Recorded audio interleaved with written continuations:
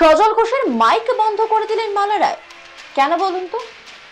কোন গোপন কথা কি বলে দিচ্ছিলেন সজল ঘোষ যে কারণের জন্য এই ধরনের ব্যবহার? কলকাতা পুরসভার অধিবেশনে ফের হুলস্থুল পরিস্থিতি। কলকাতা পুরসভার কাউন্সিলর সজল ঘোষকে কথা বলতে বাধা, কথা বলতে উঠে হঠাৎই মাইক বন্ধ করে দেওয়ার অভিযোগ তোলা হয়েছে। প্রতিবাদে ওয়াকআউট বিজেপি কাউন্সিলরদের, আর তাতে উত্তেজনা ছড়ায় কলকাতা পুরসভায়। কলকাতা পুরসভার মাসিক অধিবেশন চলাকালীন ওয়াকআউট বিজেপি কাউন্সিলরদের। শুক্রবার পুরসভার অধিবেশন ছিল, আর সেই অধিবেশন চলাকালীন বিজেপি কাউন্সিলর সজল ঘোষ সম্প্রতি শাসক দলের কাউন্সিলর সুশান্ত ঘোষের উপর আগ্নেয়াস্ত্র নিয়ে আক্রমণের ঘটনাকে তুলে ধরেন। কাউন্সিলররা রাজ্যে বর্তমানে নিরাপদ নন, সেই বিষয়টি নিয়ে কথা বলেছিলেন সজল। সেই বিষয়টি বলার সঙ্গে সঙ্গে কলকাতা পুরসভার চেয়ারপারসন মালা রায় হঠাৎ করেই তার মাইক বন্ধ করে দেয়, আর তাতেই পরিস্থিতি একেবারে উত্তেজনাপূর্ণ হয়ে ওঠে। বিজেপি কাউন্সিলররা চেয়ার ছেড়ে উঠে এই গোটা ঘটনার প্রতিবাদ করেন। এর প্রতিবাদ জানিয়ে সজল ঘোষ সরব হলে শাসক দলের কাউন্সিলররা হট্টগোল করে তাকে চুপ করানোর চেষ্টা করে, পাশাপাশি মালা রায়ও তাকে বিরত করার চেষ্টা করেন।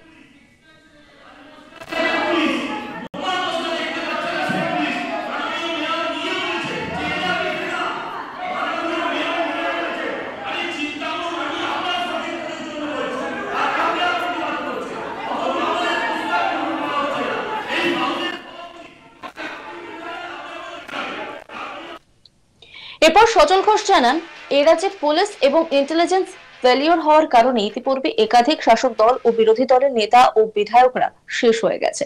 কলকাতা পুরসভার কাউন্সিলররাও এই মুহূর্তে আর যে নিরাপদ নন সেটা পরিষ্কার হয়ে গেছে। অথচ শাসক দলের মাথার বিরুদ্ধে এ বিষয়ে আঙুল তুললে এবং পুলিশের ব্যর্থতার বিরুদ্ধে সরব হলে তাকে দমন প্রেরণের মধ্যে পড়তে হবে। বিরোধী দলের কাউন্সিলরদের কণ্ঠ রোধ করার অর্থ এ রাজ্যে ডেমোক্রেসি নেই, শাসক উলঙ্গ রাজার মতো ব্যবহার করছেন। সজল ঘোষ ঠিক কি বলেছেন শোনাব আপনাদের।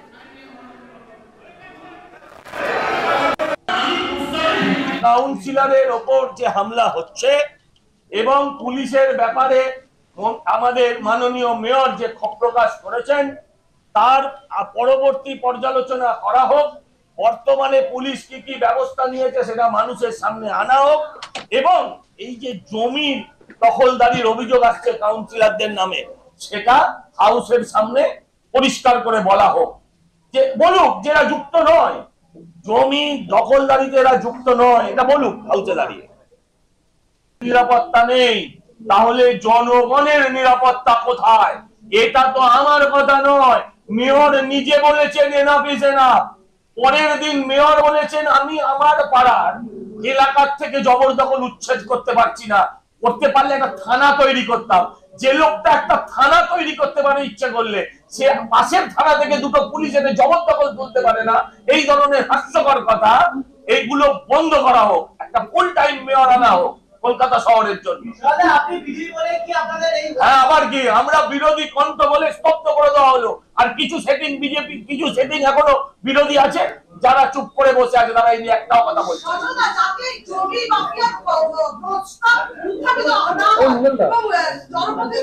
গুলশান কলোনি যাতে না শোনা যায়, যাতে পূর্ব কলকাতার ওই জলা জমি ভরাটের আওয়াজ যাতে না পৌঁছয়, তার জন্যই আজকে আমার মাইক বন্ধ করে দেওয়া হলো। তার জন্যই মীনা দেবী পুরোহিতের দেওয়া প্রশ্নকে রিজেক্ট করা হয়েছে, আমার প্রশ্নকে রিজেক্ট করা হয়েছে। তার জন্যই যাতে জমি দখল, এই জমি দখলে সবাই খেয়েছে, মেয়র থেকে শুরু করে কেউ এর থেকে বাদ যাবে না।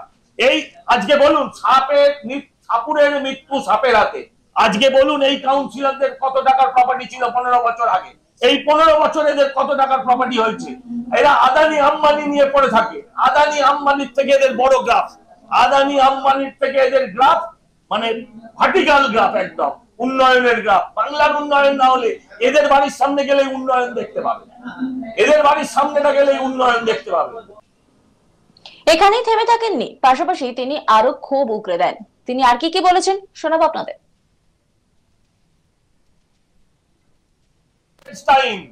আজকে এই ফ্র্যাঙ্কেনস্টাইনদের হাতে এরাই মরবে।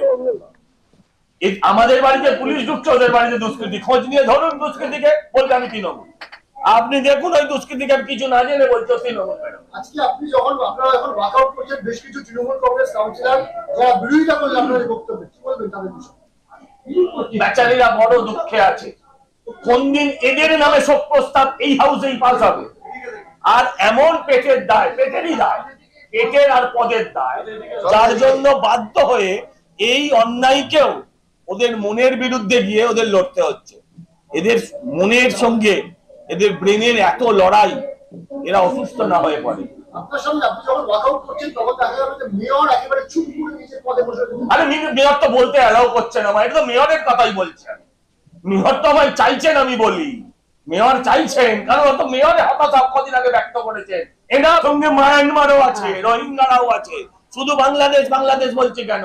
বাংলাদেশের জামাত আর পুরো রোহিঙ্গা তারা এই জায়গাগুলোয় ঢুকে ভারতবর্ষের পশ্চিমবঙ্গের, শুধু পশ্চিমবঙ্গের না, পশ্চিমবঙ্গ থেকে এরা সারা ভারতের বিভিন্ন জায়গায় ছড়িয়ে পড়ছে। এরা ভারতবর্ষের স্থিতিশীলতাকে নষ্ট করছে।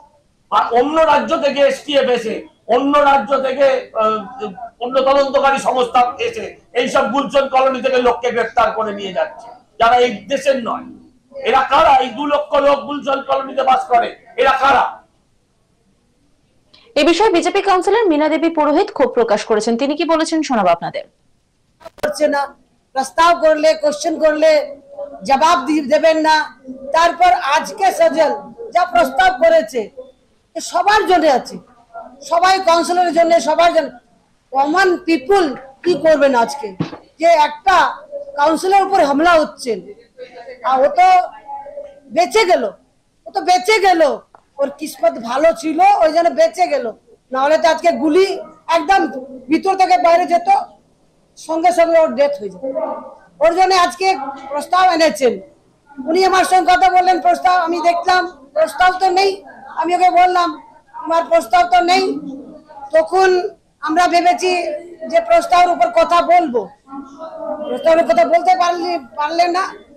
একটা প্রস্তাব ছিল, আমরা কথা বলতে গেলেন, তখন মাইকটা বন্ধ করে দিলেন। প্রস্তাব সবার জন্য আছে, 144 কাউন্সিলের জন্য আছে। আজকে সজল ঘোষের নিয়ে নয়, মিনাপুর জন্য নয়, সবার জন্য আছে। কেন যত কাউন্সিল আছে কেউ আজকে কলকাতা শহরে সিকিউর নাই, সিকিউরিটি নেই। আমাদের সিকিউরিটি নিয়ে ঘুরলে বি আমরা বাঁচবো না। আজকে এরকম অবস্থা আছে, মেয়র হতাশ আছে, মেয়র কিছু করতে পারছে না। কেন যে আছে পুলিশ, পুলিশের জন্য আজকে কলকাতা শহর চলছে। এমনি মেয়র চালাচ্ছেন না, পুলিশ চালাচ্ছে।